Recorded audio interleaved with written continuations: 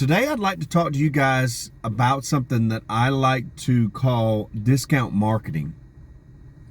Now, this has absolutely nothing to do with discounts in the traditional sense, as far as creating a price point that's lower because of whatever's going on. You have too much product or not enough customers or whatever's going on. No, this is more in the lines of when you need to give a discount because of something that is neither in your control or the customer's control, such as like the weather or something like that. And what you need to try to do is create a situation where you use these opportunities as a means to showcase the fact that you have a goodwill towards a customer, that you have good customer service skills, and it's going to cost you a little bit to begin with, but I promise you it will pay out huge dividends if you do it correctly and you do it in the right way. Now, there's a couple things that you need to kind of keep in mind, and one of those is that you can never let this get into a situation where it's going to be a negative for you, in the sense of it's creating an environment where you're not going to be able to make this money back. So if it's a one-off customer, or if it's a someone that's insisting on this and you know that they're upset and they're never going to come back, or if it's a situation where you're not going to do this again in the future, then it really doesn't make sense. So what you're looking for is a good customer that has a strong customer relationship with you, and also a strong sales history with you, so that you know that they're doing several events, and that they're kind of on top of continuing to rent from you or to use your products or service. And that's very, very key, because again, you get into a situation where you're trying to do this to appease the customer, and this is not the same thing. This is not you trying to cover for something that has made the customer unhappy. This is for you trying to create a situation where you're going to showcase your customer service, or you're going to showcase the fact that you appreciate your customer. So, for instance, if you have a church that has used you several times and they have a weather event, and this weather event creates a situation where they're not allowed, they can't use your product, or their crowd doesn't show up, or whatever it is, but they had already scheduled it and already planned it and whatever, and it costs them money. What you can do is discount that particular sale, or discount the next sale, and create a situation where you're giving the customer the ability to see that you're in this with them, that you're working with them, and that their event is your event, and you want them to be happy. This is going to solidify their their relationship with you, and to such a point that they won't use anyone else, even if they had the opportunity to. What you really need to be careful, though, that this is not going to be a situation where they discount your ability to kind of dodge the weather or something like that. If they continue to do stuff to where we don't have to really worry about it, we don't have to worry about our customer, because we don't have to worry about the weather, because our providers are just going to give us a discount if the weather is bad. That's not how this works.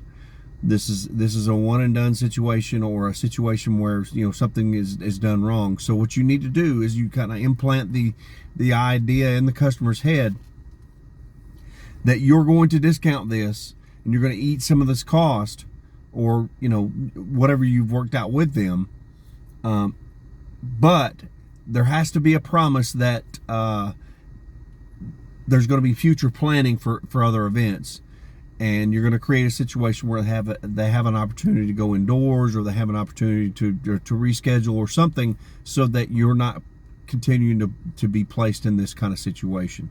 So that needs to be one of the caveats of this, is that not only are they going to use you in the future, but they are going to create a situation where they got better planning in the future, and creating a situation where they're not going to be stumbled, or hit with this kind of thing.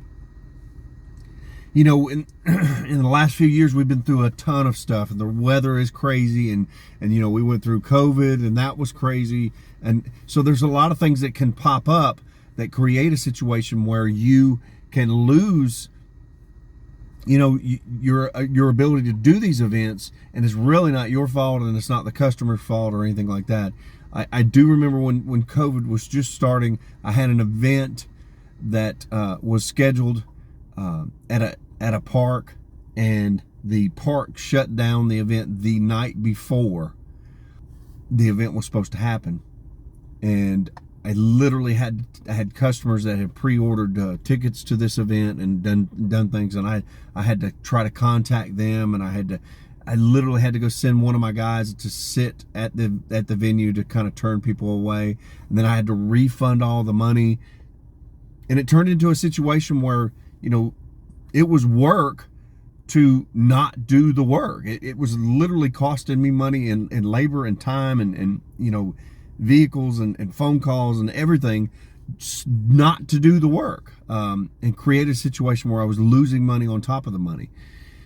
And again, nobody can blame anybody for anything that happens like that, because nobody had any kind of ideas, but you have to get into a situation where you have some prior planning on these kind of things. And long story short, you need to make sure that your customers understand that if they're going to plan an event and they get something happens, I give them one. Every customer gets one, and that is, we will discount that, or we will, pull back on that price so that they're not making a loss. Now, what I also do is I explain to customers that I have expenses that are out there. It is very, very difficult in our business, in my business, for customers to understand that it costs money to make these deliveries, to do these setups, to provide the equipment for these events. Beyond the fact that you own the equipment, or you own your truck, or whatever, there's still expenses. There's still ongoing expenses. I've got to pay labor. I've got to pay insurance. I've got to pay gas. I've got to pay tires and brakes and oil, and there's tons of stuff that kind of adds up. So I never discount anything to zero, and I explain to my customers that I have some money out and that I'll split the difference with them. So generally what I'll do is I'll knock off between 25 and 50%, depending on what it is. But I have to pay my guys, and I let them know that I have to pay my guys, and generally, for the most part, they understand. So you have a church event that the weather turns bad, they cancel their event, the morning of, or after you've already set up, that they have to cancel because bad weather moves in, and they call you and they say, "Hey, can you help us out? Now, this has been a good customer. We've used them quite a bit, or they've used us quite a bit. They've been good with their payments. They not a whole lot of problems." I would offer up to 50% off of that current event, and let them know, I just need to pay my guys, so I'm going to have to charge you 50%, but I will do this with the promise that, one, we're going to do future events, and two, we're going to make some planning in case things go bad. We got to have a plan B, which means something to go indoors or something like that, and kind of work with them on that. And I promise you, this goes a long way. The third thing that you can ask is for a review. Let them put in writing, how they feel about you giving or understanding their plight with the bad weather and everything, and giving them the discount to kind of save their situation, save their finances, so that they can plan further events and stuff like that. And look, I get it. People don't have bottomless wells, and if they do events and they don't pan out, if they don't get something out of it, then they're not going to continue to do those kind of events. And that's the other side of the thing. A lot of people will say, "Hey, I've done the work, you owe me the money," and that's true. You've done that, but we all need to keep in mind that there's a situation where you can talk your customers out of using your business, and the way that you do that is you convince them that putting on these kind of events is something that's going to cost money, that's not going to generate any value as far as use on the other side. And the next thing is that they will refer other customers to their same situation. They won't remember all the good things that you've done. They won't remember the good prices and the on time and the clean stuff.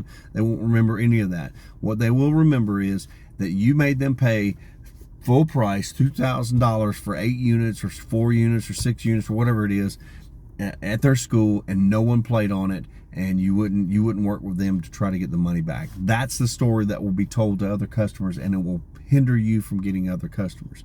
Now again, that's all negative, and you know, I don't like dealing with negatives, but those are kind of things that you kind of keep in mind, and you know, work within the boundaries of that. Sometimes you have to get a little bit. Now, it's marketing. It's marketing, so you need to tell them that it's marketing and let them know that they need to tell their friends how you treated them and how you gave them a discount and helped them out. You need to also check into what your tax implications can do for you as far as, you know, covering some of the expense of that discount. Can you list that as a marketing thing? Can you list it as whatever? So check with your tax professional and see if you can't get some kind of tax credit for that. And thirdly, there are insurance companies that have weather events. So if you're going to do a really big event, I would suggest that you take out an insurance policy that will pay you if the weather turns bad. You could, I'm not going to recommend any of them. You could check on them online. There's tons of them out there. They do it, and they create a situation where if the weather turns bad, they simply pay you. Now, these kind of things can only be done for larger events. If it's hundreds of dollars, or maybe even just a thousands, single digit thousands, it probably wouldn't be worth your time. We're talking about something that's in the tens of thousands or more. So that would really be big events that I would insure. The rest of the stuff, it's probably not going to be worth your time because it's going to cost you to get that insurance policy. And if you get it and the weather is good and they go on with it, that's just money out of your pocket. So keep that in mind, and you know, kind of know all your options. And look, I really appreciate you guys doing me a favor by hitting that like button, hitting that subscribe button, and promoting the channel, let everybody know we're here so we can keep doing it and keep spreading the good word. I thank you for your time, and you guys keep bouncing.